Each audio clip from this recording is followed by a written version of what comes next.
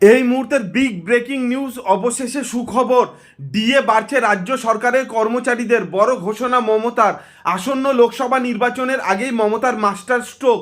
অবশেষে মহার্ঘ ভাতা নিয়ে সমঝোতায় এলো পশ্চিমবঙ্গ সরকার। সরকারি কর্মচারীদের এতদিনের আন্দোলনের পর অবশেষে মুখ তুলে চাইল রাজ্য সরকার।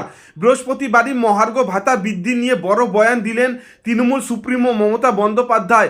ষষ্ঠ কমিশনের আওতায় বাড়তে চলেছে ডিএ। এদিন মুখ্যমন্ত্রী ঘোষণা করেন, খ্রিস্টমাস এবং নববর্ষের উপহার স্বরূপ রাজ্য সরকারি কর্মচারীরা পেতে চলেছেন অতিরিক্ত 4% মহার্ঘ ভাতা। সূত্রের খবর, আগামী 2024 সালের 1 জানুয়ারি থেকেই বাড়তে চলেছে রাজ্য সরকারি কর্মচারীদের কাঙ্ক্ষিত ডিএ। আর এই খবরে সিলমোহর লাগিয়েছেন খোদ মুখ্যমন্ত্রী মমতা বন্দ্যোপাধ্যায়। এখন প্রশ্ন হলো, এবার থেকে মহার্ঘ ভাতা স্বরূপ কত টাকা পাবেন রাজ্য সরকারের কর্মচারীরা? এদিন ঘোষণার সময় মুখ্যমন্ত্রী জানিয়েছেন, এবার থেকে ষষ্ঠ কমিশনের আওতায় মহার্ঘ ভাতা পাবেন রাজ্য সরকারের কর্মচারীরা এবং এই নয়া ডিএ লাগু হবে আগামী 2024-এর 1 জানুয়ারি থেকে।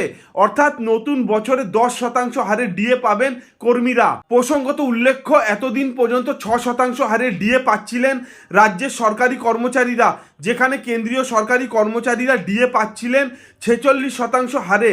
যদিও কেন্দ্রীয় সরকারি কর্মচারীদের ডিএ ফের এক দফায় বাড়তে চলেছে বলেই খবর। অর্থাৎ যারা আপাতত সপ্তম বেতন কমিশনের আওতায় 46% হারে ডিএ পান, তারা খুব শীঘ্রই 51% হারে ডিএ পেতে পারেন। অর্থাৎ রাজ্য সরকারি কর্মচারী এবং কেন্দ্রীয় সরকারি কর্মচারীদের ডিএর পার্থক্য সেই 40%ই রয়ে যাচ্ছে, যা নিয়ে বেশ ভালো রকম ক্ষোভ প্রকাশ করেছে রাজ্য সরকারের কর্মচারীরা। একই সঙ্গে সংগ্রামী যৌথ মঞ্চের নেতা রাজীব দত্ত বলেন, ব্যবধানটা ছিল 40%, উনি 4% ঘোষণা করেছেন। মাননীয় মুখ্যমন্ত্রীকে বলি, এককের ঘরে শূন্যটা কোথায়?